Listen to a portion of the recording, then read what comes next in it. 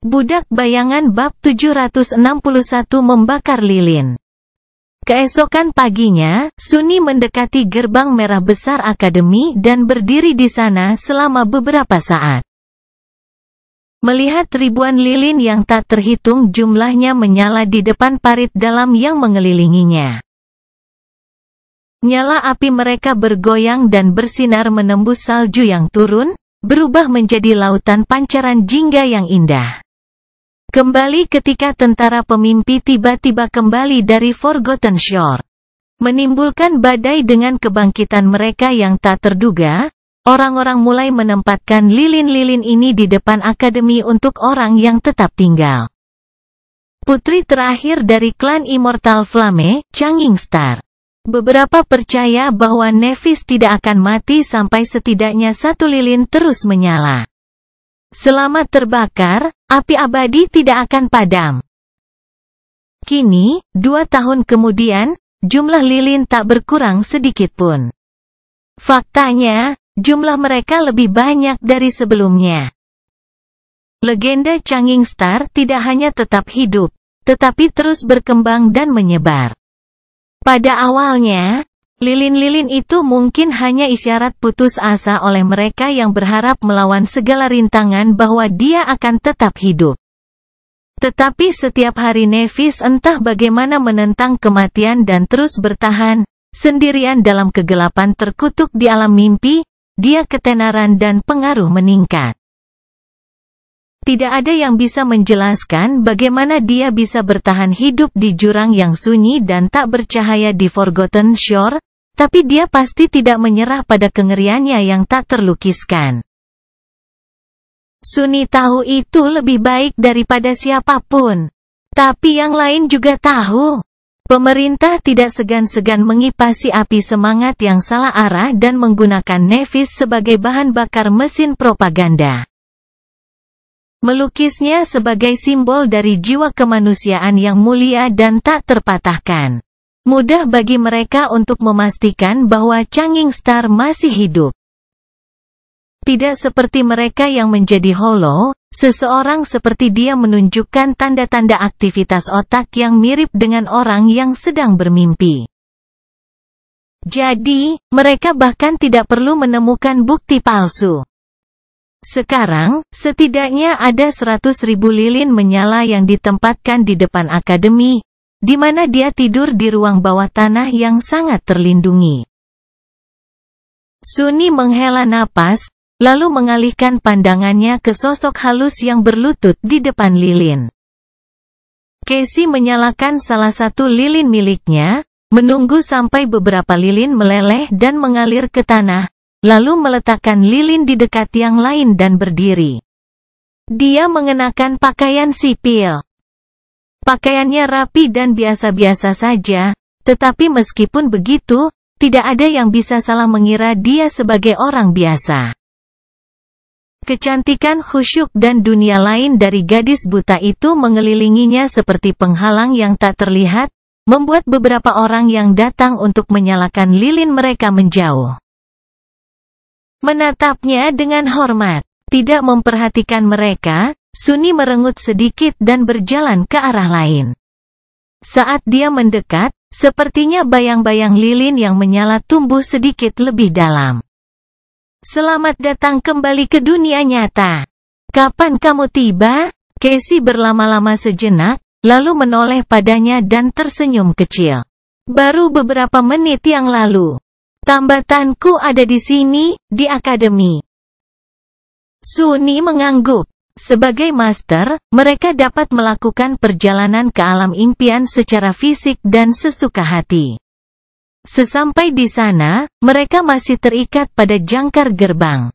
Dan harus menggunakannya untuk kembali ke dunia nyata. Namun, pada saat yang sama hubungan mereka dengan alam mimpi semakin kuat. Hubungan mereka dengan dunia nyata menjadi sedikit kurang mutlak. Untuk kembali, setiap ascendet harus membuat tambatan, tanda tak berwujud yang berfungsi sebagai suar mereka dalam perjalanan pulang. Mereka akan muncul di tempat tambatan mereka ditempatkan. Membuat atau memindahkan tambatan tidak terlalu sulit, tetapi membutuhkan waktu. Milik Sunny terletak di dojo di bawah rumahnya, tetapi Casey harus memilih tempat untuk menempatkan miliknya dengan lebih hati-hati. Menyerang seorang master pada saat mereka kembali adalah cara terbaik untuk menangkap mereka dalam kondisi terlemah mereka. Jadi, akademi dengan pertahanan tertinggi adalah pilihan yang bagus. Dia memandang Casey dengan sedikit perhatian, lalu bertanya, "Bagaimana? Bagaimana kabarmu?" Wanita muda itu tersenyum. "Tidak terlalu buruk. Kami sibuk selama 6 bulan terakhir ini. Menjelajahi Menara Gading, mengembalikan kapal terbang ke kejayaannya yang sebenarnya. Sekarang setelah aku mempelajarinya pada masa puncaknya, masih banyak lagi yang bisa kami lakukan." Sunny tahu bahwa Casey telah menghabiskan banyak waktu untuk belajar dari Noctis tentang kapalnya yang luar biasa. Sepertinya dia memanfaatkan pelajaran ini dengan baik. Wajahnya menjadi sedikit gelap. "Apakah kamu masih berencana untuk mengambil alih Hollow Mountains?" Gadis buta itu menghela napas. "Ya, mungkin. Penjaga api masih terlalu lemah untuk melakukan perjalanan itu. Tapi, mungkin negosiasi hari ini akan mengubah banyak hal. Klan Valor tahu lebih banyak tentang Hollow Mountains daripada orang lain." Sunny mencibir. "Dan menurutmu mereka hanya akan berbagi pengetahuan itu denganmu?" Casey bertahan sebentar, lalu dengan lemah mengangkat bahu. "Kenapa tidak? Sekarang Saint Cormac sudah mati, seseorang harus melanjutkan misinya." Dia ragu-ragu sebentar dan bertanya, "Jika kita pergi, maukah kau ikut dengan kami?" Sunny tertawa. "Entahlah, Dewa. Kenapa semua orang tiba-tiba ingin aku ikut dengan mereka akhir-akhir ini?" Casey menghadapinya dan terdiam beberapa saat. Kemudian, dia hanya berkata, "Karena kamu kuat." Sunny menatapnya dengan senyum tipis, lalu berbalik. "Kurasa begitu. Ngomong-ngomong, apakah kamu siap untuk negosiasi? Hal-hal bisa menjadi sangat buruk bagi kita, kamu tahu." Gadis buta itu mengangguk dan memunggungi lautan lilin yang menyala. "Aku tahu." Saat dia mengatakan itu, sebuah PTV hitam mewah muncul di pandangan, berhenti agak jauh. Pintunya terbuka, dan perwakilan dari klan besar Valor melangkah keluar ke trotoar. Ketika Sunny melihat siapa orang itu, wajahnya murung. Dia menggertakkan giginya. "Omong kosong. Dari semua orang. Kenapa harus dia?" Budak Bayangan bab 762 negosiasi. Wanita muda yang keluar dari PTV tampak tajam dalam setelan bisnis elegan yang dirancang dengan sempurna. Itu seluruhnya hitam, dengan kancing dan kancing manset terbuat dari baja perak. Tangannya terlindung dari hawa dingin dengan sarung tangan kulit, dan rambut hitam gagaknya sedikit bergerak tertiup angin. Dengan kulit pualam dan sosok ramping, wanita muda itu tampak cantik sekaligus menakutkan. Dia menyerupai pedang yang mematikan, dan kesan itu hanya diperburuk oleh tatapan dingin dari matanya yang mencolok, aneh, dan berwarna merah terang. Morgan of Valor datang untuk mewakili klannya sendiri. Sunny diam-diam mengutuk. Ini adalah kurang lebih skenario terburuk. Sekarang keturunan langsung Anvil of Valor muncul untuk melakukan negosiasi secara langsung, peluangnya untuk membodohi siapapun turun secara signifikan. Belum lagi hatinya yang tiba-tiba terasa sakit, seolah mengingat rasa sakit saat dadanya dirobek oleh tangan ramping Morgan. Meskipun kejadian malang itu terjadi di Dreamscape Ilusi, ingatan akan rasa sakit itu sangat nyata. Jauh lebih buruk dari itu, Sunny hanya bisa menggigil saat menyadari betapa miripnya Morgan dengan kakak laki-lakinya. Kemiripannya hampir luar biasa. Seolah-olah dia sedang menatap Mordred versi wanita yang sedikit lebih muda. Itu membuatnya sangat tidak nyaman. Morgan menatap tumpukan gerbang akademi yang hancur, lalu menatap lautan lilin dengan rasa ingin tahu, dan berjalan maju. Berhenti di depan Sunny dan Casey, dia memberi mereka senyuman sopan dan berkata dengan suaranya yang rendah dan serak, "Tuan Sunles. Anda terlihat tidak asing. Apa kita pernah bertemu sebelumnya?" Jika Sunny dalam suasana hati yang buruk sebelumnya, sekarang menjadi sangat buruk. Dari semua pertanyaan di luar sana, kenapa dia harus menanyakan yang itu? Dia ragu-ragu sejenak, lalu menjawab dengan acuh tak acuh, tidak secara langsung. "Aku pernah melihatmu dari jauh, di salah satu turnamen impian. Tapi aku ragu kamu memperhatikanku dengan baik." Dia juga melihatnya dari dekat, tapi dia tidak perlu tahu itu. Morgan tampaknya kehilangan minat dan menoleh ke Casey. "Song of the Fallen. Suatu kehormatan bertemu denganmu." Meskipun nadanya tidak terlalu hormat, dia memperlakukan gadis buta itu dengan sedikit rasa hormat. Siapapun dengan nama asli pantas mendapatkan pengakuan, bahkan dari keturunan klan besar. Casey mengangguk. "Tuan Morgan." Putri Valor tersenyum. "Ah, jadi aku tidak perlu memperkenalkan diri." Dengan itu, dia berbalik dan melihat ke gerbang merah akademi lagi. Sekarang, jembatan angkat besar sudah mulai bergerak, perlahan-lahan menurunkan dirinya untuk memungkinkan mereka masuk. Wajah Morgan menjadi sedikit sendu. "Ini Akademi Kebangkitan, kalau begitu. Aku selalu ingin hadir. Sayangnya, itu tidak pernah ada dalam kartuku." Sunny meliriknya dengan sedikit bingung. "Mengapa tidak?" Wanita muda itu berlama-lama sejenak, lalu memandangnya dengan senyum ramah yang sangat akrab. "Saya telah dilatih oleh yang terbaik dari yang terbaik sejak saya masih kecil. Tidak ada yang bisa ditawarkan akademi kepada saya yang belum saya miliki. Menghabiskan waktu di sini hanya akan sia-sia." Dia berhenti sejenak dan menghela nafas sedikit. "Tetap saja. Dulu aku suka drama dan webtoon tentang akademi. Sayang sekali." Morgan menyaksikan jembatan logam berat itu jatuh ke alur khusus di tanah dan berhenti setelah serangkaian bunyi klik keras. Kemudian, dia menatap Sunny dan bertanya, "Maukah Anda memberi saya tur kecil? Saya dengar Anda adalah seorang dosen sekarang."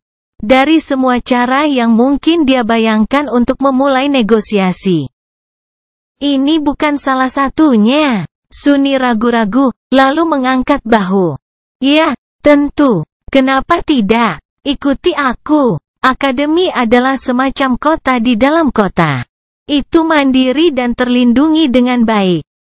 Seluruh kompleks dikelilingi oleh parit yang dalam dan dinding paduan lapis baja yang tinggi dan cukup tahan lama untuk memperlambat titan yang menyerang.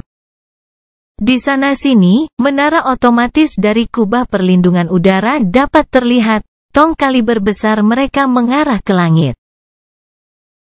Sunny, Casey, dan Morgan of Valor berjalan selama beberapa menit sebelum mendekati bangunan rendah modern berdinding putih. Dia menunjuk ke sana dan berkata dengan sedikit antusias dalam suaranya, "Ini adalah Sleeper Compound. Sebagian besar berada di bawah tanah, tentu saja. Biasanya, ada banyak aktivitas di dalam dan di sekitarnya, tapi segera setelah titik balik matahari, tidak ada sleeper di sekitarnya. Gelombang pertama akan dilantik dalam 1 atau 2 minggu." Setelah selesai berbicara, Casey menambahkan, "Ada beberapa akademi swasta di sana-sini, tapi hanya satu Awaken Academy.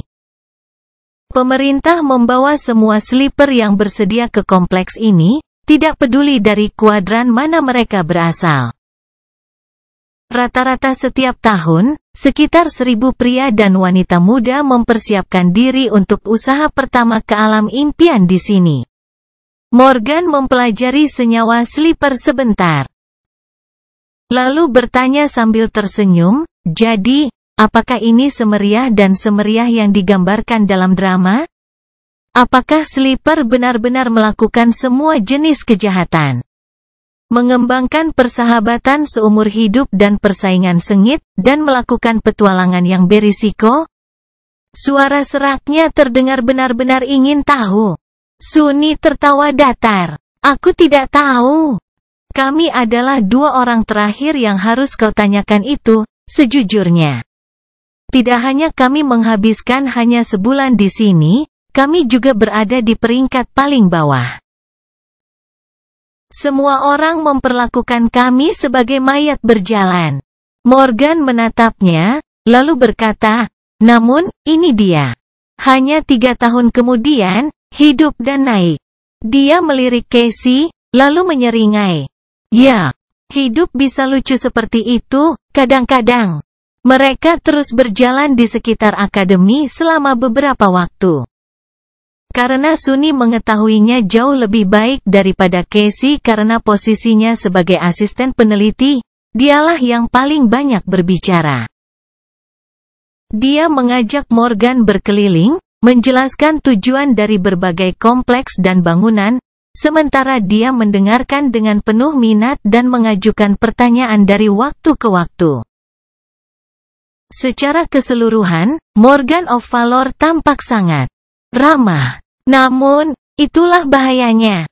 Sunni tidak melewatkan fakta bahwa semakin banyak dia berbicara, semakin banyak informasi tentang dirinya yang dia berikan, dan semakin sulit untuk menjaga kewaspadaannya.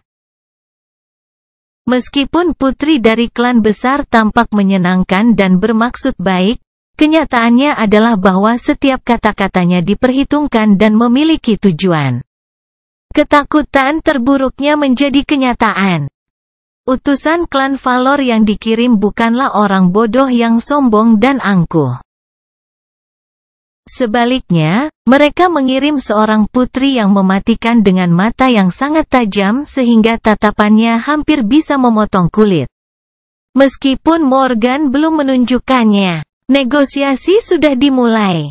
Budak Bayangan bab 763 Pertanyaan berbahaya.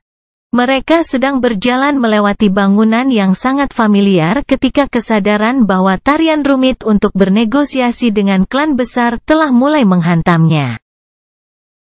Saat wajahnya menjadi sedikit redup, Sunni berlama-lama sejenak dan kemudian memberi isyarat ke gedung. Ini adalah kompleks rumah sakit akademi. Ini adalah salah satu institusi medis terbaik yang ditawarkan umat manusia, menggabungkan teknologi tercanggih dengan teknologi mantra yang cerdik, serta mempekerjakan banyak Waken dengan aspek penyembuhan aktual. Ini juga merupakan di mana sleeper memasuki pot tidur untuk menjelajah ke alam mimpi. Saya sendiri menghabiskan waktu sekitar 1 tahun di salah satunya. Dia berhenti, dan kemudian menambahkan, ini juga tempat banyak hollow disimpan. Morgan melihat ke dinding paduan kompleks. Beberapa saat kemudian, dia tiba-tiba bertanya, ini juga di mana Changing Star of the Immortal Flame Clan saat ini disimpan, bukan? Apakah Sunni membayangkannya? Atau apakah suaranya tiba-tiba menjadi lebih tajam? Dia mengerutkan kening. Dia bukan hollow. Tapi ya, ngomong-ngomong. Bisakah kita memotong omong kosongnya? Morgan menatapnya dengan senyum dingin. Apa maksudmu? Sunni membalas tatapannya yang mengintimidasi tanpa gentar. Jika dia mau, matanya yang gelap bisa sedingin dan sedingin miliknya. Nyatanya, tidak adanya rasa takut atau ketakutan sama sekali di kedalaman hitam mereka mungkin lebih menakutkan.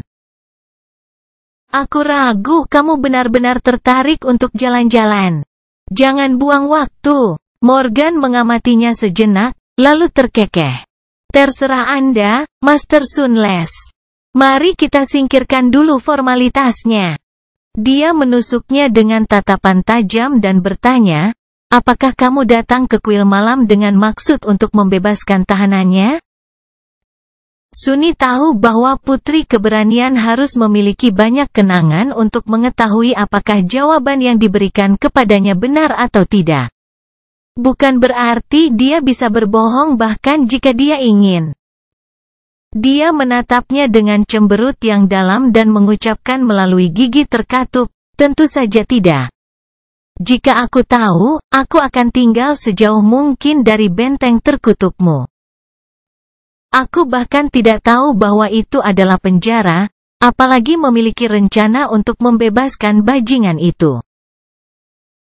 Morgan berlama-lama sejenak, lalu menoleh ke Casey, bagaimana denganmu, Song of the Fallen? Wajah gadis buta itu menjadi gelap. Kamu tidak punya alasan untuk mempercayai motif kami, tapi setidaknya jangan meremehkan kecerdasan kami. Jika kami benar-benar ingin membebaskan monster itu, kami akan menemukan cara untuk melakukannya tanpa terjebak di dalam perangkap bersamanya, bukan begitu? Baik Sunni dan aku hanya lolos dari bencana itu hidup-hidup karena Saint-Iris. Jika dia tidak kebetulan berada di dekatnya, kita akan mati. Atau lebih buruk, Morgan memiringkan kepalanya sedikit, lalu tiba-tiba tersenyum. Baiklah, aku percaya padamu. Tetap saja. Disengaja atau tidak, kalian berdua menyebabkan kerusakan besar pada klan Valor. Sunni menghela nafas dalam hati. Begitu saja, bagian tersulit dari negosiasi tampaknya telah berakhir. Sekarang, proses tawar-menawar yang panjang dan sulit akan segera dimulai. Hasil akhirnya masih sangat tidak jelas. Sunni dan Casey harus menahan tekanan dan mengerahkan sebagian sebagai balasannya. Selain memutuskan nasib mereka sendiri, mereka juga harus mengamankan pembebasan Firekeeper yang ditangkap, serta menegosiasikan syarat-syarat menguntungkan lainnya. Itu tidak akan mudah, terutama melawan seseorang seperti Morgan.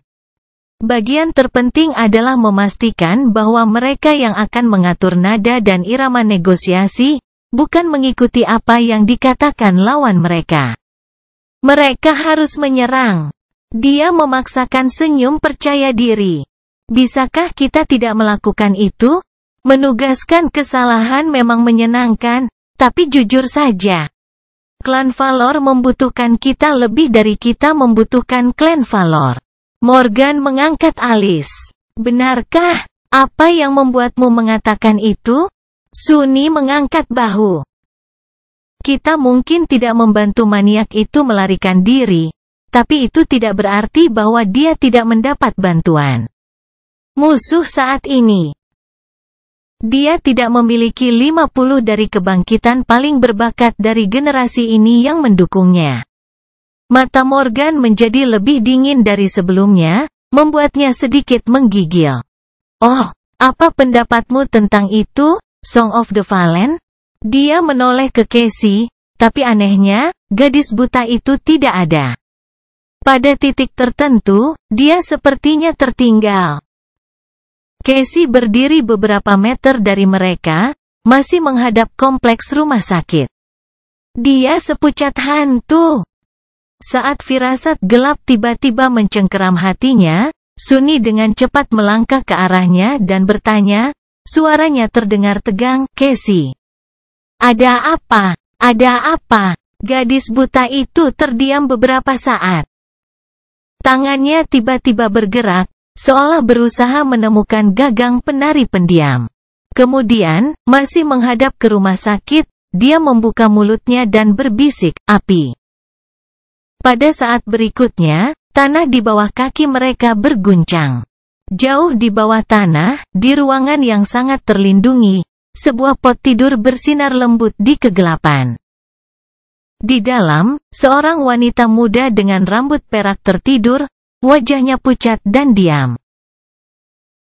Namun, kemudian matanya tiba-tiba mulai bergerak di bawah kelopak matanya, seolah-olah dia mengalami mimpi buruk yang mengerikan. Panas yang aneh menyelimuti udara. Sepersekian detik kemudian, sesuatu muncul. Ruangan itu langsung dilalap api yang ganas. Pintu lapis baja terlepas dari engselnya dan meleleh di udara, berubah menjadi semburan logam cair. Dinding paduan yang diperkuat retak. Pot tidur itu dicabik-cabik dengan keras. Kekuatan ledakan itu begitu mengerikan sehingga gelombang kejut yang merusak menggelinding ke seluruh level, menyebabkan kerusakan yang luar biasa. Alarm keras menjerit, dan saat lampu padam, lampu darurat menyala, menenggelamkan koridor yang terbakar dalam silau merah redup. Namun, cahaya itu hampir seketika dikalahkan oleh cahaya kemarahan dari api yang menyebar. Hanya dalam beberapa detik, tingkat paling terlindungi dari kompleks rumah sakit benar-benar hancur. Budak bayangan bab 764 Roh Api. Lautan api putih menyebar di seluruh permukaan tanah yang hancur, dengan lapar melahap semua yang bisa disentuhnya. Kegelapan, silau merah dari lampu darurat, dan pancaran cahaya putih bercampur menjadi satu, menciptakan suasana hiruk-pikuk kekacauan dan kekacauan. Debu dan asap menyelimuti udara yang panas. Segera, sistem pencegah kebakaran mulai online, menenggelamkan koridor yang terbakar dalam air dan busa pembentuk film. Nyala api melambat, tetapi tidak mundur. Sebaliknya, awan uap mendidih membanjiri permukaan tanah, semakin mengurangi jarak pandang yang sudah sangat buruk. Alarm terus berbunyi, memanggil pasukan keamanan akademi ke lokasi ledakan. Dan di tengah-tengah itu semua, sosok bercahaya perlahan bangkit dari api putih, diliputi cahaya yang menyilaukan.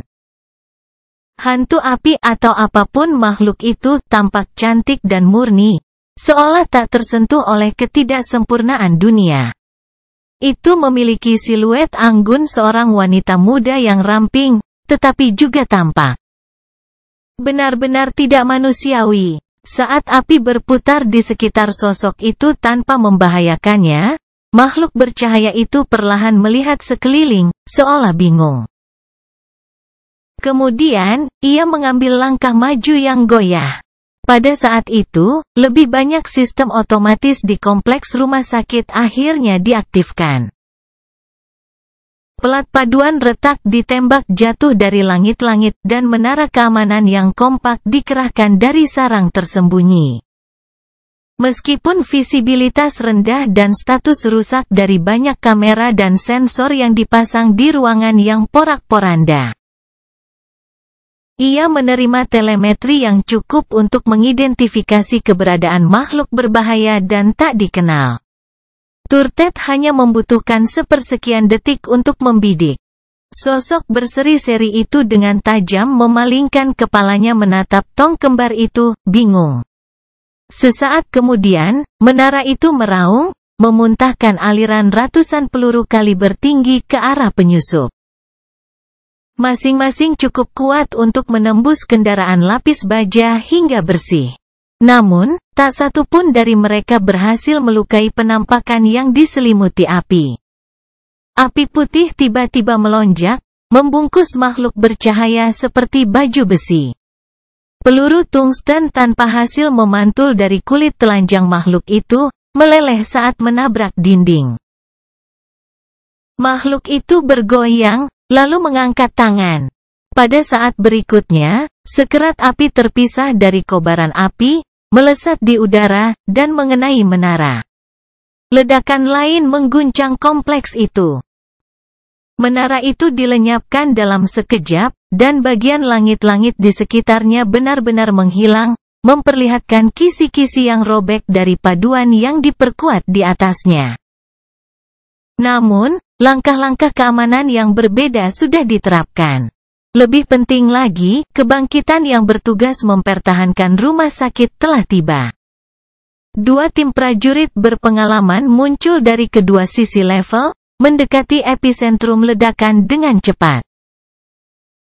Setiap anggota mengenakan baju besi yang sangat terpesona dan memegang senjata memori yang kuat. Sebelum sosok bercahaya itu bisa bereaksi, sebuah lembing perak mengenai punggungnya, menggigit dalam-dalam sebelum meleleh dan hancur dalam hujan bunga api.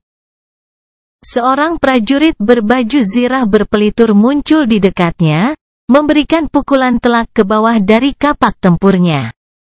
Itu tidak masalah. Sesaat setelah lembing perak menghilang, luka dalam di punggung makhluk itu menutup sendiri. Alih-alih dipotong oleh Betelgeuse yang terpesona, itu hanya mengangkat tangan dan memblokir pisau bulan sabit dengan lengan bawahnya. Tepi yang tajam gagal menembus kulit makhluk itu. Di belakang pelindung helm, prajurit yang bangkit yang memegang kapak memucat. Dia telah melihat sekilas wajah berseri-seri makhluk itu, dan merasakan amarah yang membara dan niat membunuh yang kejam membara di matanya. Sosok bercahaya itu bergerak, mencengkeram leher pria itu. Baja dari armor memorinya yang kuat meleleh, dan daging di bawahnya menghitam. Prajurit itu berteriak. Namun, sebelum dia mengalami luka yang mematikan, makhluk itu bergeser dan melemparkan tubuhnya ke arah petugas keamanan yang maju dari kelompoknya. Ada 13 Waken yang tersisa untuk menghadapi penyerbu, masing-masing adalah petarung berpengalaman, berperalatan lengkap, dan ahli keahlian mereka. Tapi penampakan api itu terlalu tirani. Itu memotong barisan mereka seolah-olah berurusan dengan serangga belaka. Keterampilan sebanyak apapun, memori yang kuat, dan kemampuan aspek yang menghancurkan tidak dapat memperlambatnya, apalagi merusaknya. Menghadapi musuh yang luar biasa, bahkan sinergi sempurna dari tim keamanan tidak dapat berperan. Semua yang dibangkitkan berhasil menutupi satu sama lain dan menyelamatkan rekan-rekan mereka yang terluka agar tidak dibunuh oleh monster yang tak terhentikan. Namun, kemampuan mereka untuk melawan sudah habis. Segera, mereka akan mulai sekarat.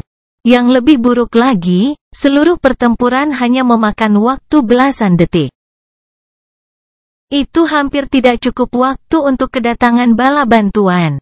Atau begitulah pikiran kebangkitan yang putus asa, sebelum bayangan cepat tiba-tiba muncul di tengah-tengah mereka.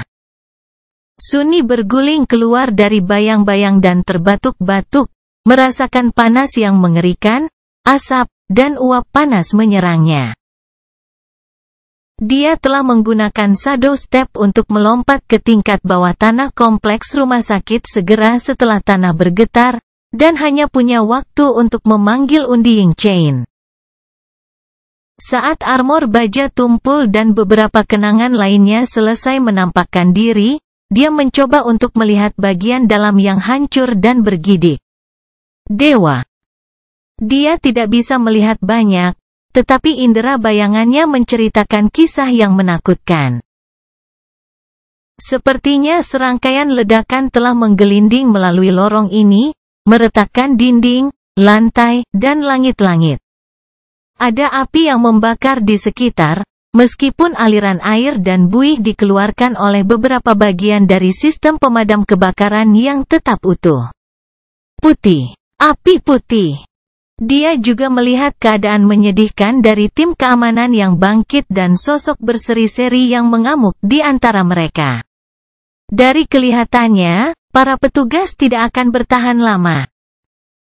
Kembali, mundur, aku akan menanganinya. Ditingkatkan oleh pesona Sonorous dari batu luar biasa, suaranya menggelegar dalam kegelapan yang membakar dan dipenuhi api.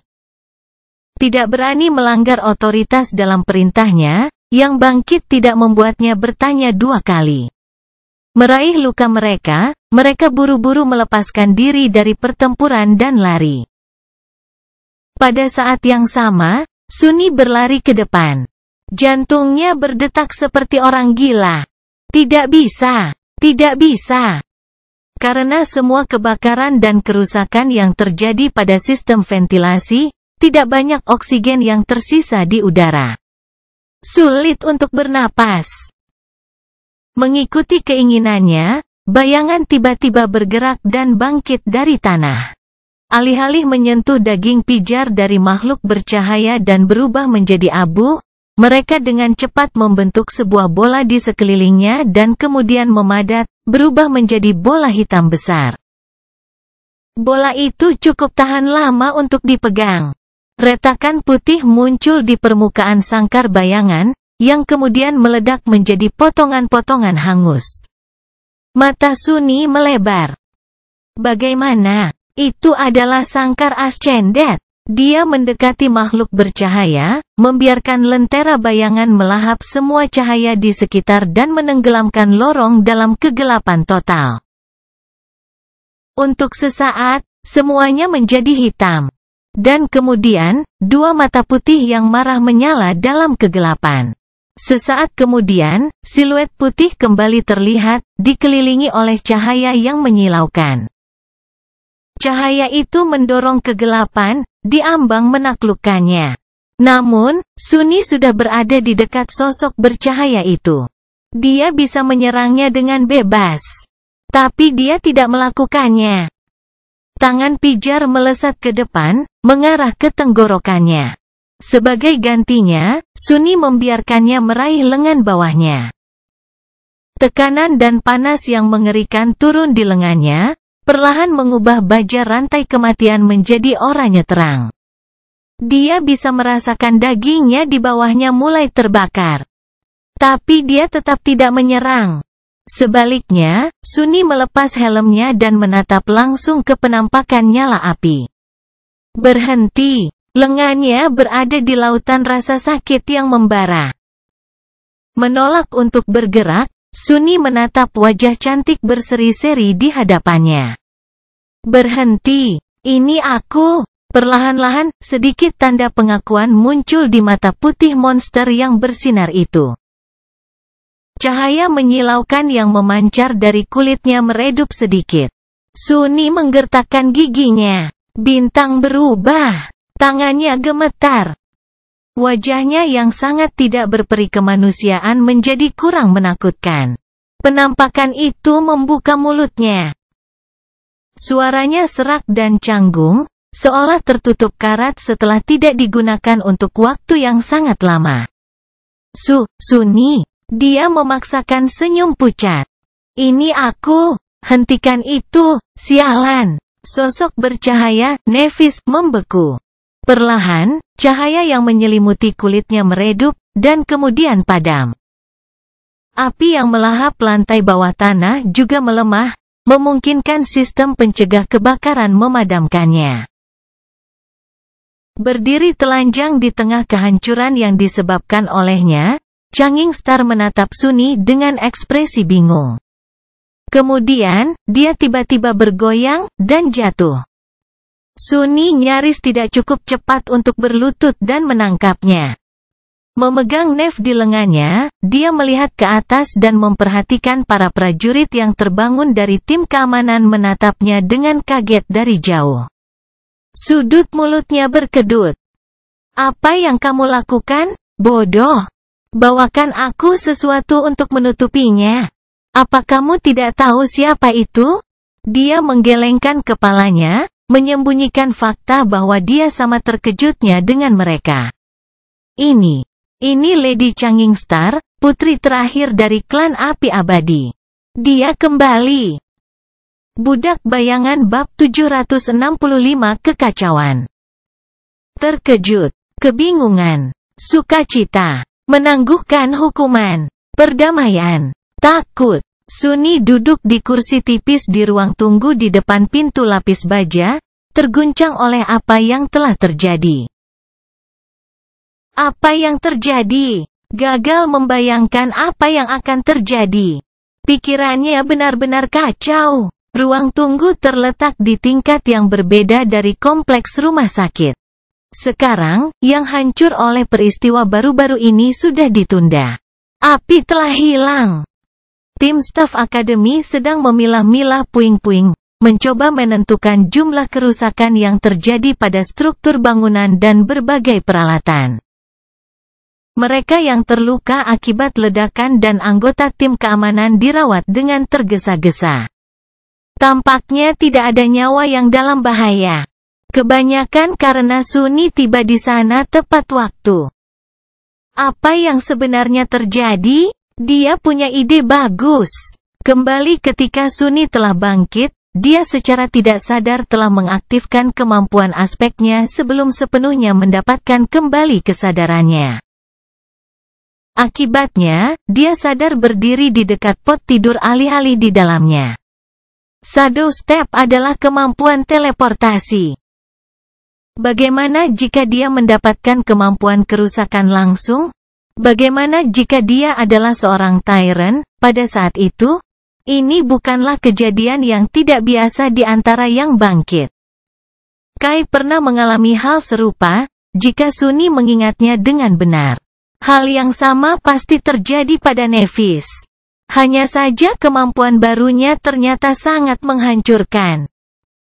Seperti yang diharapkan dari putri klan api abadi. Setelah menghabiskan 1 tahun penuh di Forgotten Shore dan kemudian 2 tahun lagi berkeliaran sendirian di alam mimpi, dia pasti sangat bingung dengan kembalinya ke dunia nyata. Menggunakan aspeknya menyebabkan dia merasakan sakit yang luar biasa juga. Cacatnya sangat kejam. Mungkin Nef bisa mendapatkan kembali ketenangannya, tetapi sayangnya, sistem pertempuran otomatis kompleks rumah sakit tidak cukup canggih untuk membedakan antara kebangkitan yang tidak diketahui dan ancaman aktif. Bahkan anggota tim keamanan gagal membuat perbedaan. Yang mereka rasakan hanyalah bahwa ruangan yang dijaga di mana pewaris api abadi tidur telah dihancurkan, dan penampakan yang tampaknya tidak manusiawi berdiri di antara api. Bagaimanapun, menara itu telah melepaskan hujan peluru ke Nephis, menyebabkan pikirannya yang kacau beralih ke mode pertempuran. Setelah itu, yang dia lihat hanyalah ancaman. Dalam pertempuran, Anda harus membunuh musuh dan mencegah musuh membunuh Anda. Siapa yang tahu berapa banyak kerusakan yang akan dia lakukan jika Sunni tidak muncul tepat waktu? Beruntung. Tapi, bagaimana dia begitu kuat? 14 kebangkitan yang kuat bahkan gagal memperlambatnya. Bahkan sangkar yang dia buat dari bayang-bayang tidak bisa menahan panas dari apinya. Sunni merengut, lalu meringis. Casey sedang duduk di dekatnya, mencengkeram tangannya begitu keras sehingga bahkan Bon Weave pun kesulitan melawan tekanan itu. Keduanya sedang menunggu para dokter yang memeriksa Nephis yang tidak sadarkan diri untuk menyampaikan kabar. Dia menepuk bahu gadis buta itu, lalu berkata dengan canggung, "Cas. Tanganku." Dia menoleh padanya dengan ekspresi bingung, lalu tersentak dan melepaskannya. "Maaf, mereka tidak sendirian di ruang tunggu." Faktanya, sekelompok kecil orang ada di sana bersama mereka, dokter, anggota fakultas, beberapa agen pemerintah yang berantakan, administrator akademi. Semua orang mengantisipasi berita itu dengan nafas terengah-engah. Wajah mereka pucat, kaget, dan bersemangat. Morgan of Valor juga ada di sana, bersandar ke dinding dan mengetik sesuatu di komunikatornya, ekspresinya tenang dan acuh tak acuh.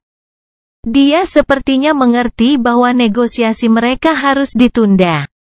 Apa gunanya bernegosiasi dengan Sunni dan Casey ketika semuanya baru saja berubah? Jika Valor ingin merekrut anggota kelompok Changing Star dan penjaga api, mereka harus berbicara dengan Changing Star sendiri. Kemungkinan besar, atau mereka akan melanjutkan upaya mereka untuk membunuhnya. Asalkan Valor adalah klan besar yang bertanggung jawab mengirim caster, tentu saja. Sunni memejamkan matanya sejenak. Benar, ada juga itu. Situasinya sudah sangat suram dan rumit, dan dengan kembalinya Nef, semuanya menjadi terbalik dan menjadi lebih berbelit-belit.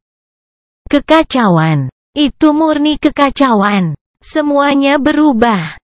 Situasinya sendiri juga menjadi jauh lebih mengerikan, karena alasan yang jelas. Jadi mengapa dia berjuang untuk menjaga agar senyum tulus tidak muncul di wajahnya? Sunni punya alasan untuk kaget, dan alasan untuk tegang. Dan dia, tapi yang terpenting, dia bahagia. Sangat bahagia. Rasa lega, puas, dan gembira yang mendalam mengancam akan menenggelamkan kemampuannya untuk berpikir jernih. Dia merasa seolah-olah sesuatu yang berharga, sesuatu yang vital yang telah hilang tiba-tiba dikembalikan padanya. Sesuatu yang dia rindukan. Dan sekarang setelah kembali, Sunni merasa lengkap. Omong kosong apa ini? Sejak kapan aku sesentimental itu? Meskipun dia mencoba menutupi emosinya yang mentah dengan lapisan sinisme, sebenarnya, Sunni dapat menunjukkan dengan tepat kapan dia berubah. Saat itulah dia melangkah ke lingkaran rune di dalam Crimson Spire dan melarikan diri dari Forgotten Shore, meninggalkan Changing Star, untuk dilahap oleh kegelapan. Setelah itu, tidak ada yang sama. Dia menggertakkan giginya. Tidak masalah. Tahan dirimu. Sunni berhak merasa senang karena Nephis telah kembali hidup-hidup kepada mereka. Bagaimanapun, dia adalah temannya. Bahkan lebih dari itu. Tapi itu tidak berarti dia bisa membiarkan dirinya santai. Seperti namanya, kembalinya Changing Star pasti akan menyebabkan perubahan besar. Ada banyak bahaya tidak aktif yang akan muncul sekarang. Lebih dari itu, ada kemungkinan dia akan menjadi bahaya bagi Sunni sendiri. Dia telah menghabiskan waktu bertahun-tahun untuk berharap dan takut akan kembalinya dia. Hal pertama yang pertama, dia harus tahu bagaimana Nephis berhasil kembali. Tidak ada gerbang lain di Forgotten Shore. Apakah dia menemukannya di Hollow Mountains, atau apakah dia pergi ke utara, timur, atau barat untuk mencari wilayah yang tidak terlalu mematikan di alam impian? Bukannya tidak akan ada. Tidak ada yang pernah kembali dari bagian itu juga. Sekarang Nephis telah kehilangan kesadaran, dia pasti akan dikirim kembali ke alam mimpi. Bergantung pada seberapa berbahaya area di sekitar jangkarnya, dia mungkin tidak dapat segera kembali. Atau sama sekali, meskipun Sunni meragukan kemungkinan hasil itu sangat tinggi. Rune yang ditunjukkan oleh spell juga menamai Jangkar Awaken. Karena dia bisa melihat statusnya sendiri dan Nef, yang harus dia lakukan untuk mengetahuinya adalah memanggil mereka. Tidak membuang-buang waktu lagi, Sunni memanggil rune yang berkilauan dan berkonsentrasi pada rangkaian tertentu. Sesaat kemudian, status Nef muncul di udara di depannya. Sunni mulai membaca, tapi kemudian membeku. Matanya melebar. Bagaimana ini mungkin? Tapi tidak ada kesalahan. Rune itu berbunyi, nama, Nephis. Nama sejati, mengubah bintang. Peringkat, naik. Budak Bayangan bab 766 membuat sejarah. Ternyata, Nephis belum menemukan gerbang untuk melarikan diri dari alam mimpi dan bangkit. Sebaliknya, setelah 2 tahun menyendiri dan pertempuran tanpa henti untuk bertahan hidup, dia telah menemukan Seed of Nikmah dan menaklukkan percobaan kedua mantra sebagai penidur. Dia telah melakukannya sendirian. Setidaknya itulah satu-satunya cara Sunni bisa menjelaskan rune yang dia lihat. Naik. Itu tidak mungkin. Bertahan dari mimpi buruk kedua sudah tidak mudah bagi kelompok yang sudah siap bangun. Lebih banyak orang tewas saat mencoba daripada kembali menang. Bagaimana seorang penidur tunggal dapat mencapai hal yang sama? Tidak ada yang pernah melakukannya sebelumnya. Namun, tidak ada penidur yang pernah menjadi tiran sebelumnya. Tidak ada sleeper yang lolos hidup-hidup dari pertempuran dengan kengerian yang rusak dari kedalaman sebelumnya. Tidak ada Sleeper yang pernah membunuh Valen Terror sebelumnya. Nevis telah lama memantapkan kegemarannya untuk mencapai hal yang mustahil. Mengapa Sunny begitu terkejut karena dia melakukannya lagi? Tidak, dia tidak terkejut. Dia kecewa. Emosi yang dalam dan meresahkan bersarang di dadanya, membuat wajahnya menjadi gelap dan matanya menjadi redup. Bayangan di sekelilingnya tampak semakin dalam. Tidak masalah. Itu tidak mengubah apapun. Bagian yang penting adalah dia kembali. Siapa yang peduli bagaimana dia kembali? Tapi itu penting. Baginya, itu sangat penting. Obsesinya untuk menjadi lebih kuat daripada Nevis tidak lahir dari kesia-siaan sederhana atau kesombongan kosong. Orang lain mungkin tergoda untuk mengejar kekuasaan hanya karena manisnya, tetapi bagi Sunny, menjadi apapun selain yang terkuat adalah ancaman eksistensial. Saat dia duduk dalam kesunyian, suara langkah kaki tergesa-gesa terdengar di dekatnya. Mendongak, Sunny melihat Evie menerobos kerumunan. Dia tidak malu menggunakan kekuatannya yang luar biasa, jadi orang tidak punya pilihan selain membiarkannya lewat.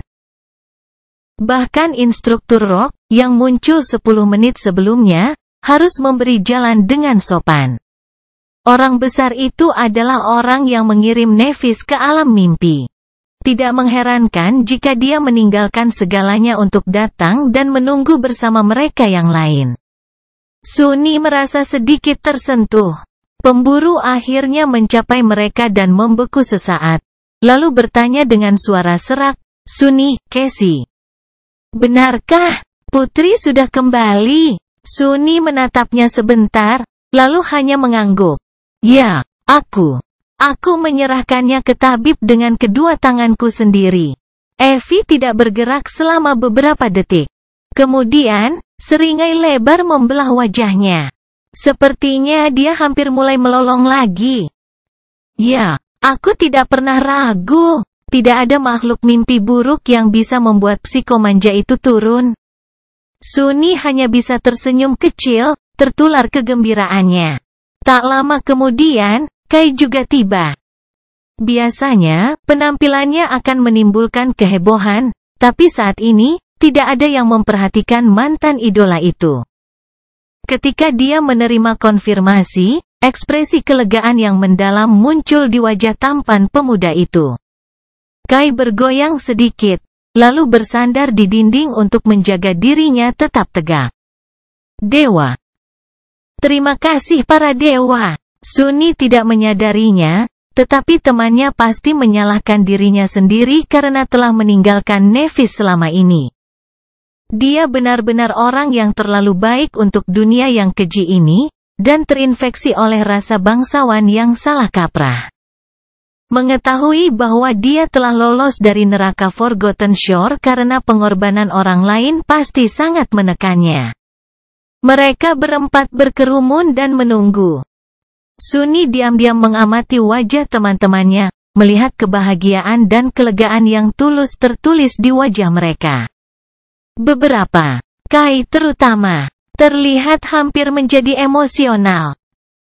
Tidak seperti dia, mereka tidak punya alasan untuk merasakan ambivalensi aneh tentang kembalinya Changing Star. Dan melihat mereka, Sunny memutuskan untuk mengabaikan bagian gelap pikirannya juga. Apapun yang terjadi, dia harus menghadapinya saat itu. Jika dia harus mati untuk menghindari menjadi budak, dia akan melakukannya.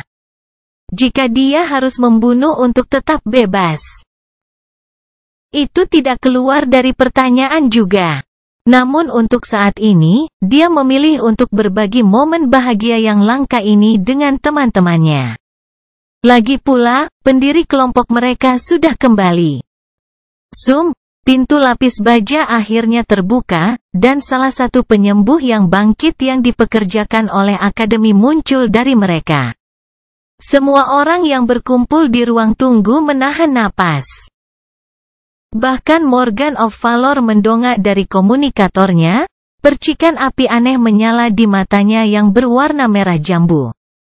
Salah satu agen pemerintah tidak bisa menahan diri dan bertanya, "Bagaimana? Bagaimana kabarnya? Lady Changing Star benar-benar kembali?" Tabib itu diam sejenak, lalu mengangguk. Kondisi fisiknya baik-baik saja. Bahkan lebih baik daripada baik-baik saja. Sempurna. Adapun kondisi mentalnya, kita akan tahu kapan dia bangun. Lady Nevis sedang tidur.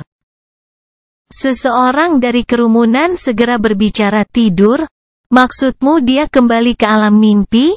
Tabib itu ragu-ragu, lalu perlahan menggelengkan kepalanya. Tidak, Lady Nevis tampaknya telah naik. Jadi, dia hanya tertidur. Untuk sesaat, kerumunan itu sepertinya kehilangan kemampuan untuk berbicara. Dan kemudian, semua kacau balau. Terlepas dari upaya pemerintah untuk mengulur waktu dan mengontrol narasi, hanya dalam beberapa menit, berita luar biasa tentang kembalinya Changing Star menyebar ke seluruh jaringan. Tidak lama setelah itu, desas-desus lain muncul, mengklaim bahwa dia sekarang adalah seorang guru. Sama seperti itu, seluruh umat manusia mengetahui bahwa Nevis dari klan Immortal Flame, keturunan dari dua perintis legendaris dan pahlawan terkenal dari Forgotten Shore, telah menjadi manusia pertama dalam sejarah yang menaklukkan Second Nigma sebagai sleeper, sehingga melompat pangkat, dan kembali ke dunia nyata tanpa cedera. Ketenarannya yang sudah produktif dan statusnya yang tinggi langsung melambung setinggi matahari. Sementara Nevis tidur, kedatangannya telah menciptakan gelombang besar dalam pola pikir jutaan orang. Di depan Akademi Kebangkitan, 100.000 lilin terus menyala meski salju turun. Dan dilemparkan oleh api mereka, 100.000 bayangan menari-nari di tanah. Budak Bayangan bab 767 mengukur kekuatan. Berita kembalinya Changing Star menyebar ke seluruh dunia seperti api. Jaringan praktis meledak dengan diskusi yang tak ada habisnya. Semua orang ingin berbagi kegembiraan mereka dan merayakan kepulangan pahlawan muda yang, tanpa diragukan lagi, akan segera menjadi salah satu juara umat manusia yang paling kuat. Meskipun dibesar-besarkan, reaksi manusia duniawi dan yang terbangun sama-sama mudah dipahami. Di dunia yang gelap dan rapuh yang seimbang di ambang kehancuran ini, semua orang merindukan sesuatu untuk menerangi hidup mereka dan mengusir ketakutan mereka. Semua orang mati-matian mencari harapan. Memikirkannya, Sunny mau tidak mau mengingat deskripsi aspek Nev. Pembawa cahaya. Kamu adalah makhluk cahaya yang dibuang dan ditakdirkan untuk hidup dalam kegelapan. Anda membawa pancaran dan kehangatan kemanapun Anda pergi. Tetapi dengan itu datanglah kerinduan yang tak terlukiskan. Apakah harapan kerinduan yang dibicarakan? Kerinduan hanyalah kata lain untuk keinginan, setelah semua. Bagaimanapun juga, pemerintah telah lama menggunakan Nevis untuk memuaskan hasrat itu. Mereka telah membangun narasi yang membangkitkan semangat seputar peristiwa di Forgotten Shore dan menjadikannya inti dari cerita tersebut. Tidak peduli betapa Sunny membenci adaptasi film menjijikkan yang telah diproduksi secara terburu-buru segera setelah kebangkitan mereka. Dia harus mengakui bahwa itu adalah tanda seberapa dalam pengaruh para penyintas tentara pemimpi dan pemimpin mereka terhadap publik. Agar adil, pemerintah tidak perlu bekerja terlalu keras untuk menjadikan Changing Star sebagai sosok ikonik. Prestasinya benar-benar luar biasa dan luar biasa. Kemartirannya yang dirasakan benar-benar menarik. Terlebih lagi, Nevis mewarisi legenda yang sudah mapan dan kuat hanya karena hak kesulungannya. Kakeknya adalah manusia pertama yang menaklukkan mimpi buruk kedua dan menjadi seorang guru. Ayahnya adalah orang pertama yang menaklukkan yang ketiga dan menjadi orang suci. Keduanya adalah pejuang hebat, pelopor, dan pahlawan kemanusiaan yang dihormati. Dan sekarang, dia telah bergabung dengan barisan mereka dengan menjadi manusia pertama yang mendaki langsung dari Sleeper. Mempertimbangkan semua itu, dia tidak terkejut melihat betapa intens reaksi orang terhadap berita tersebut. Sudah ada banyak diskusi di jaringan yang memperkirakan bahwa Changing Star pasti akan menjadi yang pertama menaklukkan mimpi buruk keempat dan mendorong umat manusia selangkah lebih dekat ke keselamatan. Seperti yang dilakukan orang tua dan kakeknya. Andai saja mereka tahu bahwa penguasa sudah menyerah pada dunia mereka, dan segera, ratusan juta orang mungkin akan mati karenanya. Dan bahwa pahlawan yang mereka puji memiliki ambisi yang jauh lebih besar. Menaklukkan mimpi buruk keempat? Tidak, itu terlalu sepele untuk Changing Star of the Immortal Flame Clan. Dia akan menaklukkan semua mimpi buruk. Dia akan menghancurkan mantra itu sendiri. Atau setidaknya mencoba, bahkan jika dunia yang terjaga harus terbakar sebagai konsekuensinya. Sementara agen pemerintah berlarian dengan ekspresi panik dan sebagian besar kerumunan yang menunggu bubar. Sunni mendapati dirinya meninggalkan kelompok itu dan berjalan pergi untuk mencari sesuatu untuk dimakan. Morgan of Valor telah pergi beberapa waktu lalu, jadi dia tidak terlalu merasa terancam. Oh, benar, negosiasi yang sebenarnya tidak pernah terjadi. Saya bertanya-tanya apa artinya bagi masa depan saya. Akhirnya, dia menetap di kafetaria rumah sakit dan memaksakan diri untuk menelan makanan. Beberapa tahun yang lalu, dia akan sangat gembira bisa menikmati makanan berkualitas tinggi seperti itu. Tapi sekarang, dia bahkan tidak merasakan rasa dari berbagai masakan. Mereka mungkin juga meniru daging atau sintepaste. Sunni duduk diam, tenggelam dalam pikirannya, ketika Evie tiba-tiba muncul di dekatnya dan mendarat di kursi di dekatnya. Ada segunung makanan di nampannya sendiri. Pemburu itu menatapnya sambil tersenyum, pikiran hebat berpikiran sama, ya? Dia menggigit kue kecil, lalu menelannya seluruhnya dan berkata dengan puas, para penyembuh ingin kita berempat datang membantu mereka saat Nevis bangun. Kau tahu, kalau dia gelisah lagi. Sunni mengangguk dalam diam. Evie menghela napas. Aku tidak percaya dia baru saja pergi dan ascended. Yah, aku benar-benar bisa. Tapi itu masih luar biasa. Nev pasti punya satu cerita gila untuk diceritakan. Bahkan mungkin lebih sulit dipercaya daripada cerita kita. Dia mengangkat bahu, lalu memasukkan sesendok sesuatu yang agak pedas ke dalam mulutnya. Pemburu itu mengamatinya sebentar, lalu tiba-tiba berkata, kamu tahu. Untuk seseorang yang baru saja bertemu kembali dengan sahabat pertama dan terbaiknya, kamu tidak terlihat terlalu bahagia, tolol. Sunni meliriknya. Siapa bilang kita berteman? Evie mencibir. Jangan bohong padaku, Sunni. Aku tahu bagaimana perasaanmu tentang Nevis dan seberapa besar perasaanmu. Ada apa denganmu? Dia meringis. Berbohong. Bagaimana aku bisa berbohong? Sunni menunduk, ragu sejenak, lalu berkata pelan, lebih kuat. Aku ingin menjadi lebih kuat darinya. Aku benar-benar berusaha. Dan sejujurnya, aku sangat kesal karena semua itu sia-sia. Pemburu itu menatapnya dengan ekspresi aneh. Itukah sebabnya kamu begitu terburu-buru untuk menantang mimpi buruk kedua? Dia bersandar dan berbalik. Ya, itu bagian besarnya. Evie berlama-lama sebentar, lalu perlahan menggelengkan kepalanya. Dengar, Sunni. Aku sangat menyesal mengatakan ini. Tetapi kamu tidak akan pernah lebih kuat dari Nevis. Dia menatapnya tajam, percikan kemarahan menyala di matanya. Oh ya? Kenapa begitu? Dia mendesah. Ini sangat sederhana, sungguh. Kalian berdua luar biasa, berbakat, dan memiliki kemauan yang besar.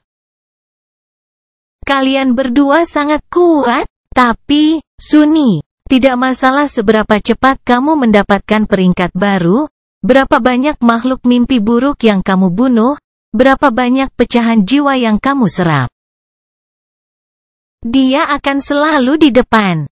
Dia menatap matanya dan berkata dengan tenang, itu karena dia memiliki sesuatu yang kurang darimu. Nevis, dia memiliki keyakinan, Sunny, dan kamu tidak. Selama itu tidak berubah, kamu akan selalu berada di belakang. Saat dia menatapnya dengan kebencian, Evie tiba-tiba menyeringai dan mengangkat bahu. Tapi hei, siapa yang peduli? Aku bahkan memiliki keyakinan yang lebih rendah darimu, dan aku baik-baik saja. Lagi pula, siapa yang butuh itu? Aku lebih suka perut kenyang daripada yang seperti itu. Dengan itu, dia tertawa dan kembali ke makanannya, tidak lagi memperhatikan percakapan. Sunny, bagaimanapun, tetap diam selama beberapa waktu. Ekspresi muram muncul di wajahnya. Setelah beberapa saat, dia menghela nafas dan diam-diam melanjutkan makannya. Keyakinan. Siapa yang membutuhkannya? Memang. Budak Bayangan bab 768 Pantai Gelap. Akhirnya, mereka berempat diundang ke kamar tempat Nevis tidur. Kali ini di ranjang rumah sakit, alih-alih di dalam peti mati tertutup dari pot tidur. Administrator akademi ingin menghindari lebih banyak kerusakan, jadi meminta bantuan anggota kelompok Changing Star adalah langkah logis. Melihat wajah-wajah familiar terlebih dahulu setelah bangun tidur mungkin akan menenangkannya. Dan jika tidak, memiliki 4 master sudah cukup untuk menghadapi komplikasi yang tidak terduga. Yang paling disukai, Sunny berdiri di pojok, menatap Nevis dengan ekspresi muram. Wajah pucatnya, rambut peraknya. Selama 2 tahun terakhir, dia sering melihatnya melalui tutup transparan kapsul tidur, bermandikan cahaya hantu. Sekarang setelah dia keluar dan kembali ke dunia nyata, Changing Star tampak jauh lebih material. Dan anehnya rentan. Dia benar-benar kembali. Dia menghela nafas. Casey sedang duduk di kursi di samping tempat tidur, sementara Evie dan Kai sedang beristirahat di sofa. Tak satu pun dari mereka yang tahu kapan Nev akan bangun, dan mereka sudah menunggu selama beberapa jam. Tanpa harus membicarakannya, keempatnya memutuskan untuk diam. Jadi, sekarang, mereka sudah sangat bosan. Sunny, di sisi lain, semakin tegang. Sudut mulutnya berkedut. Antisipasi ini membunuhku. Ini murni siksaan. Dia tidak berpikir bahwa Nevis akan menyalahgunakan kekuasaannya atas dirinya. Tapi lebih baik bersiap untuk yang terburuk. Karena alasan itu, Sunny secara mental memikirkan semua cara cerdas yang dia pikirkan untuk merongrong otoritas absolutnya sebagai tuannya. Selalu ada cara. Memiliki budak yang tidak rela bukanlah usaha yang mudah. Terutama yang sekuat dan banyak akal seperti dia. Itulah salah satu alasan mengapa dia memilih untuk membunuh monster cermin daripada menaklukkannya, selama ini. Tetap saja, Sunny tidak bisa menahan perasaan takut. Setelah beberapa saat, dia menggelengkan kepalanya dan bergerak sedikit. Kemudian, tanpa diketahui oleh siapapun, Sunny diam-diam menyatu dengan bayangan. Tersembunyi dalam pelukan gelap mereka, dia ragu-ragu untuk beberapa saat, lalu memanggil Nihmah. Bayangan besar muncul di dekatnya, di sekelilingnya. Ini adalah perusak kegelapan dalam wujud aslinya yang tak berbentuk. Sunni membiarkan dirinya diselimuti oleh bayangan yang lebih besar, lalu memberinya perintah tanpa suara.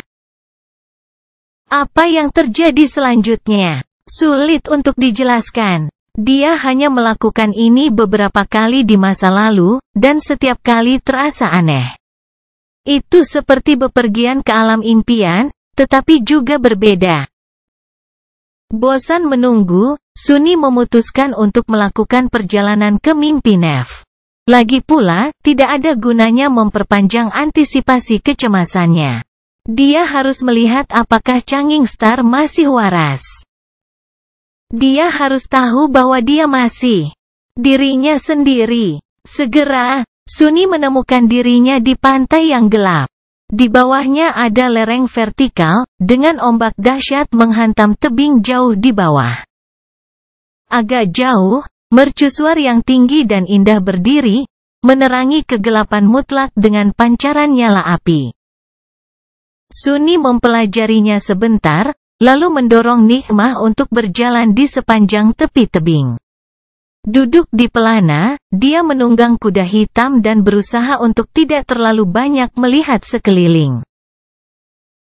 Mimpi adalah tempat yang aneh. Mereka tidak mengikuti logika dunia nyata dan selalu mengalir, selalu berubah. Semakin kuat seorang pemimpi, semakin solid penampilan mereka. Mereka juga berbahaya bagi Dreamwalker seperti Nikmah dan Sunni. Ancaman yang terkandung di dalamnya mungkin tidak nyata, tetapi dengan menyerbu ruang bawah sadar ini, para tamu tak diundang harus memperlakukan mereka seperti itu. Inilah mengapa Nikmah sering kembali dengan luka-luka dari perjalanannya. Jika Ascended memimpikannya kekejian yang kuat, perusak kegelapan harus melawan kekejian itu seolah-olah itu nyata. Namun, tidak hanya iblis yang mengerikan yang menjadi ancaman. Lawannya diberdayakan oleh mimpi itu sendiri, jadi kekuatan mereka bergantung pada kekuatan si pemimpi. Bentuk sebenarnya mereka tidak terlalu penting. Nephis sangat kuat, jadi mimpi buruknya juga pasti mengerikan. Segera, lanskap di sekitar mereka berubah. Pantai gelap dan mercusuar menghilang, dan sebaliknya, jalan-jalan kota yang hancur muncul entah dari mana. Dengan sedikit ketakutan, Sunni mengenali bentuk bangunan batu kota kegelapan yang sudah tidak asing lagi. Namun, mereka secara bersamaan adalah menara paduan dari ibu kota pengepungan. Fasad mereka rusak, dengan asap dan api keluar dari retakan. Sebuah jalan lebar dipenuhi puing-puing yang terbakar, dan sebuah PTV mewah terguling agak jauh, rangka lapis bajanya bengkok dan berlubang. Darah tumpah di aspal yang meleleh dari jendela yang pecah. Sunni perlahan mendekati PTV dan kemudian melompat dari punggung Nikmah. Setelah ragu sejenak, dia membungkuk dan melihat ke dalam kabin. Ada beberapa mayat di dalamnya, semuanya mengenakan pakaian biasa. Yang paling mengganggu, orang-orang ini tidak memiliki wajah, dan malah terlihat seperti boneka berwajah mulus. Daging mereka, bagaimanapun, sangat nyata. Dan sangat hancur. Dengan cemberut, dia memalingkan muka dan mengamati sekeliling. Tidak butuh waktu lama baginya untuk melihat jejak darah menjauh dari PTV yang terbakar. Meninggalkan Nikmah, Sunni mengikuti jejaknya. Dia menyeberang jalan dan memasuki serambi menara bisnis melalui lubang besar di dindingnya. Melihat sekeliling, Sunni memperhatikan bahwa foyer itu anehnya mirip dengan pantai sunyi sungai gelap yang pernah mereka seberangi, dulu sekali, saat mencari sisa-sisa tuan pertama. Kabut putih berputar-putar di atas air, penuh dengan bisikan sunyi. Hanya ada satu hal yang tampaknya tidak sesuai, sebuah meja resepsionis besar berdiri tidak jauh darinya, tenggelam dalam bayang-bayang. Sunni perlahan berjalan ke sana dan kemudian bergerak. Di belakang meja, bersandar di punggungnya, seorang wanita muda dengan rambut perak duduk di tanah. Wajahnya pucat dan lelah, dan mata abu-abunya yang mencolok tidak memiliki cahaya sama sekali. Dia mengenakan pakaian biasa, yang dinodai oleh darah. Suni menghela napas, lalu berkata, "Hai, Nep." Wanita muda itu perlahan mendongak. Dan kemudian tersenyum. "Hai, Suni." Budak bayangan bab 769 mungkin. Senyum indah menyinari wajah Nef, membuatnya terlihat jauh lebih lembut dan lebih muda dari biasanya. Selama mereka mengenal satu sama lain, Suni hanya melihat senyumnya beberapa kali, dan setiap kali dia melakukannya, secerca penyesalan menyapu hatinya. Sayang sekali, senyum cemerlang seperti itu jarang muncul. Mungkin dalam mimpinya, Changing Star membiarkan dirinya lebih sering menunjukkannya. Melihat ke meja resepsionis yang berfungsi sebagai penyamarannya, dia mencoba membuat suaranya terdengar tenang dan bertanya, "Apa yang kamu lakukan di sini?" Nevis berlama-lama sejenak, dan kemudian melihat ke bawah. Bersembunyi. Suni mengangkat alis. "Dari apa?" Suaranya menjadi tenang saat dia menjawab, masih melihat ke tanah, "Orang jahat." Dia menghela nafas. Tampaknya ingatan dari mimpi buruk ini berasal dari Nevis yang jauh lebih muda. Sesuatu yang serupa pasti terjadi padanya ketika dia masih kecil. Jadi, meskipun Changing Star terlihat seperti dirinya yang dewasa, dia secara bersamaan adalah seorang anak. Itu berarti dia tidak seharusnya mengingat pertemuan dan mengenal Suni, namun, dia melakukannya. Mimpi itu aneh seperti itu. Segala macam kontradiksi bisa ada di dalamnya, menggabungkan hal-hal yang tidak bisa hidup berdampingan dalam kenyataan. Suni menurunkan dirinya ke tanah dan duduk di sebelah Nef, bersandar pada permukaan meja di sampingnya. Dia terdiam beberapa saat, dan kemudian berkata dengan senyum meyakinkan, "Ya. Jangan takut. Aku akan bersembunyi di sini bersamamu. Aku sangat pandai bersembunyi, loh. Jika orang jahat datang, mereka tidak akan pernah melihat kita." Nevis perlahan menggelengkan kepalanya. "Aku tidak tahu." Suni menyilangkan tangannya. "Dan jika mereka melihat kita, aku akan berurusan dengan mereka. Aku juga sangat pandai menangani berbagai hal." Dia tidak bergerak untuk waktu yang lama, lalu tiba-tiba berkata, "Ini mimpi, bukan?" Dia hampir tersentak, dan kemudian berusaha sangat keras untuk menekan kutukan. Pertanyaan itu sangat mengejutkan. Nah, apalagi yang dia harapkan? Bagaimanapun, ini adalah Nevis. Bahkan teror yang terbangun dari mimpi buruk pertamanya telah gagal menahannya dalam mimpi. Mendapatkan kembali ketenangannya, Suni hanya mengangguk. Nevis menghela napas. "Terlalu bagus untuk menjadi nyata. Aneh. Aku sudah lama sekali tidak bermimpi." Perlahan, ruang di antara mereka mulai berubah. Itu mengalir, berubah menjadi sesuatu yang berbeda. Kegelapan dihilangkan oleh pancaran sinar matahari yang pijar. Air dingin surut, memberi jalan bagi pasir putih murni. Di atas mereka, sekarang ada langit biru tanpa batas. Suni merasakan panas yang tak tertahankan menyerang kulitnya. Beberapa saat kemudian, mereka dikelilingi oleh padang pasir yang luas dan terik.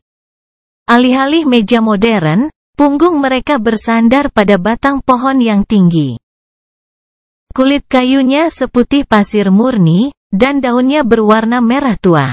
Puluhan ribu tengkorak tergantung di cabang-cabang yang indah, diikatkan padanya dengan benang sutra hitam yang berkilauan.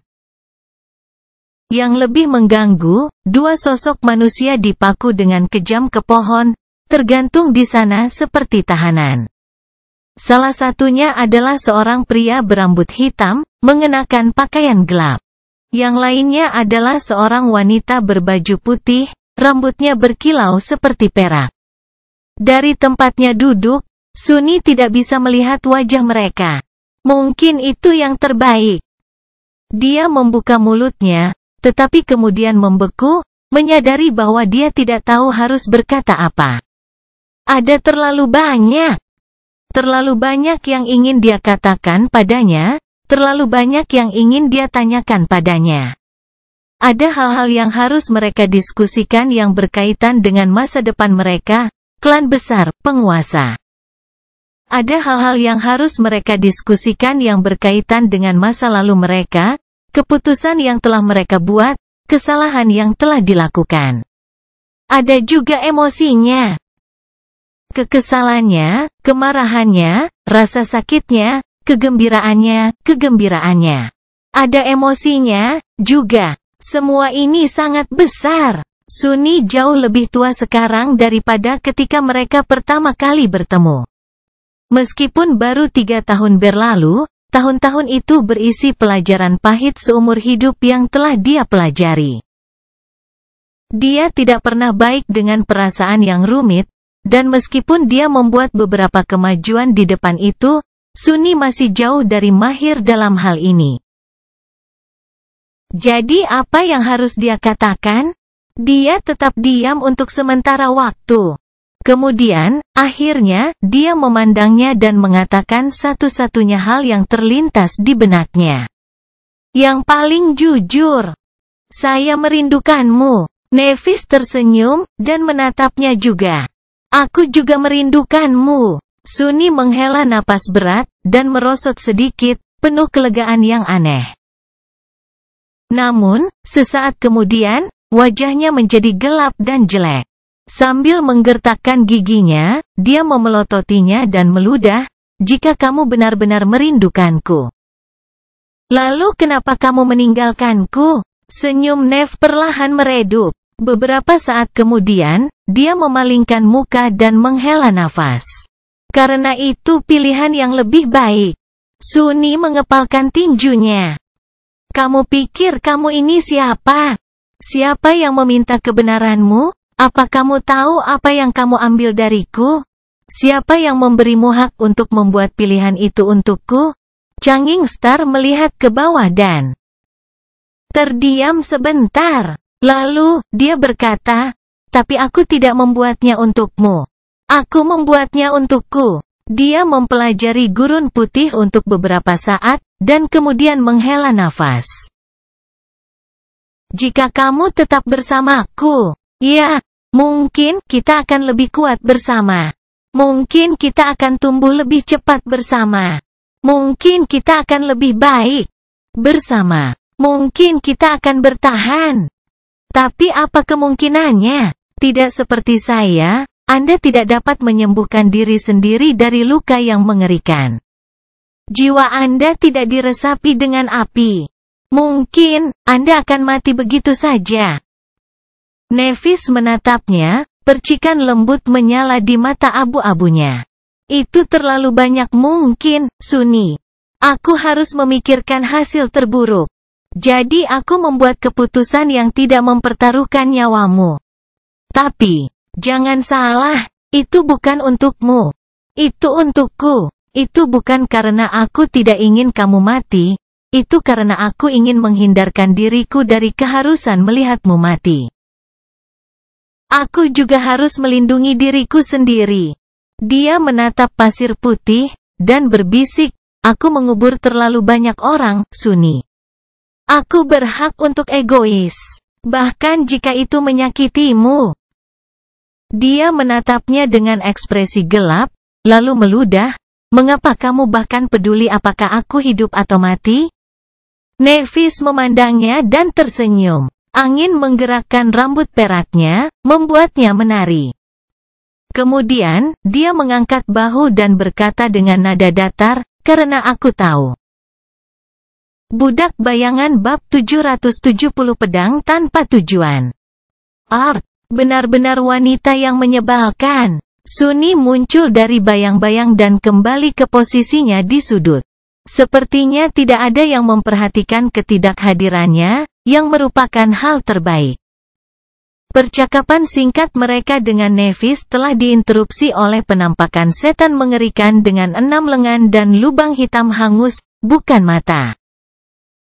Sunni telah melakukan yang terbaik untuk menahan kekejian sementara Nihmah menyerangnya dari belakang.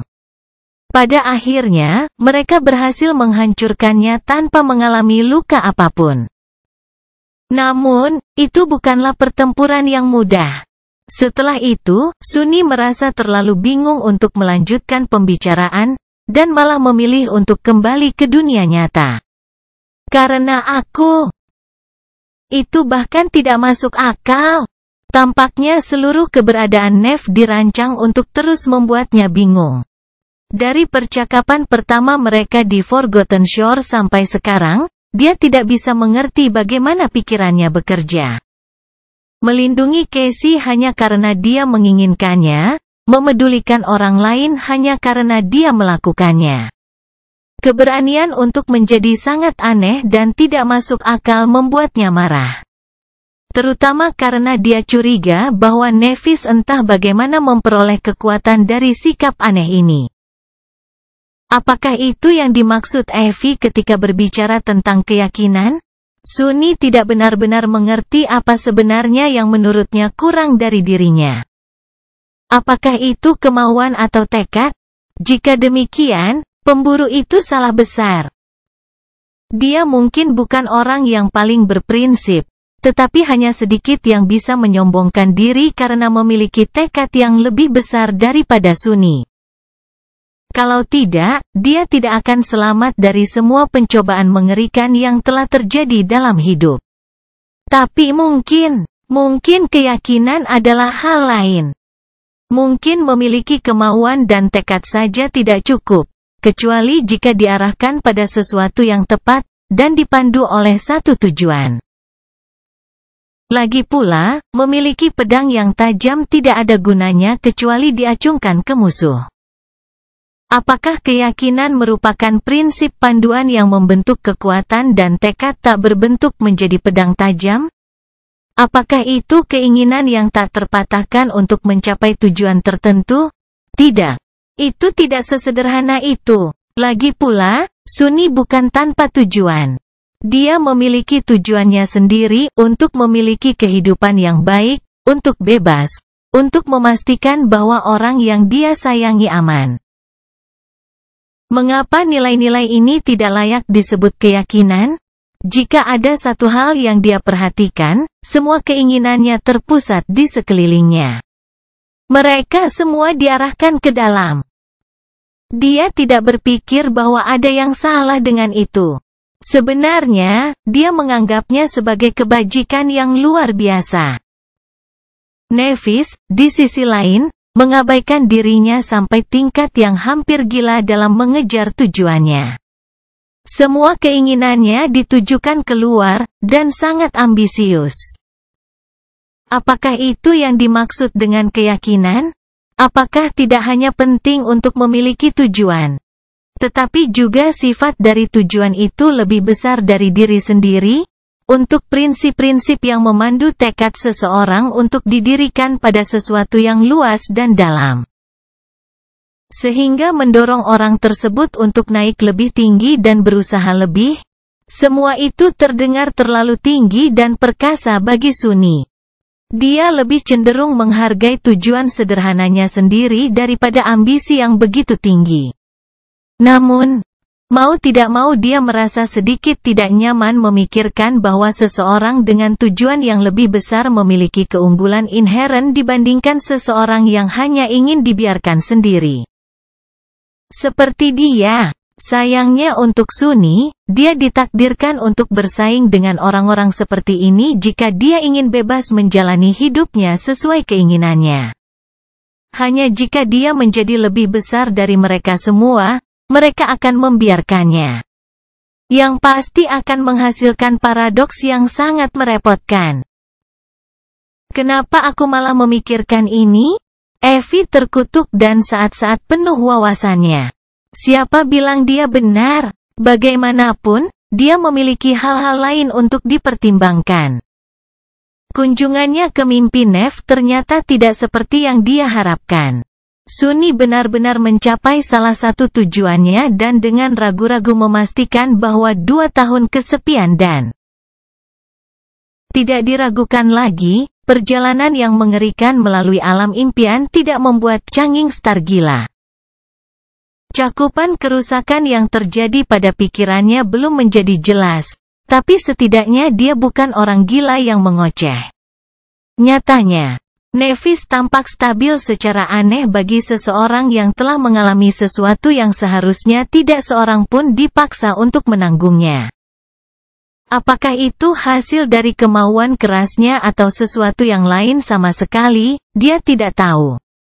Terlepas dari itu, banyak ketegangan yang Sunni rasakan perlahan menghilang. Namun tidak semuanya. Sementara dia telah menentukan kondisi mental umum Nev, dia gagal dalam 2 niat lainnya. Pertama, Sunni tidak dapat menemukan sedikit pun penutupan dalam mengungkap alasannya menggunakan nama aslinya. Dia mengharapkan Changing Star bersembunyi di balik tabir palsu dan sesat karena telah melakukannya demi kebaikannya sendiri. Dia telah dipersiapkan, dan ingin, melenyapkan kepura-puraan kebenarannya yang munafik. Dia ingin mengungkapkan kemarahan, amarah, dan kebenciannya. Dia ingin membuatnya merasakan setidaknya sebagian kecil dari kesedihan yang dia sebabkan padanya. Bas Nevis telah menumbangkan ekspektasinya dengan langsung mengakui bahwa tindakannya tidak lain adalah egois, membuat semua serangan dan tuduhan yang telah dia siapkan diperdebatkan. Itu membuat Sunni bingung dan tidak puas. Pertarungan yang ingin dia pilih tidak pernah terjadi, karena orang lain tidak mau bertarung. Permusuhannya tidak hanya berjuang melawan perasaannya yang rumit, tetapi juga sepenuhnya sepihak. Menyebalkan. Jauh lebih penting, Sunni gagal mempelajari informasi yang paling penting. Dia belum mengumpulkan keberanian untuk mengajukan pertanyaan yang paling mengganggunya. Apa niat Changing Star terhadap ikatan mereka yang aneh dan tak terhindarkan? Apa yang akan dia lakukan dengan kekuatannya atas dirinya? Begitu banyak hal berat, rumit, dan menakutkan yang terkait dengan pertanyaan itu. Begitu dia menanyakannya, tidak akan ada jalan untuk kembali. Dia bisa kehilangan begitu banyak hal yang dia hargai, dan bahkan lebih dari itu dia bahkan belum memiliki kesempatan untuk mengalaminya. Bergantung pada jawabannya, sifat hubungan mereka bisa berubah selamanya. Bahkan ada kemungkinan bahwa itu akan lenyap. Meskipun sepertinya dia mengubur kepalanya di pasir, Sunni belum bisa memaksa dirinya untuk melakukan percakapan yang menentukan itu. Taruhannya terlalu tinggi. Jadi, untuk saat ini, dia memutuskan untuk mengikuti jalan termudah dan membiarkan beberapa hal tetap tidak terucapkan. Dia ingin melihat bagaimana situasinya akan berkembang. Pertama, akan selalu ada waktu untuk bertindak nanti. Setidaknya itulah yang dia katakan pada dirinya sendiri. Seiring waktu berlalu, keempat master tetap diam. Mereka mengawasi wanita muda yang tidur nyenyak, mimpi buruknya dibunuh oleh bayangan sementara dan kudanya. Setelah beberapa saat, kelopak mata Nev bergetar. Dan kemudian, perlahan, dia membuka matanya.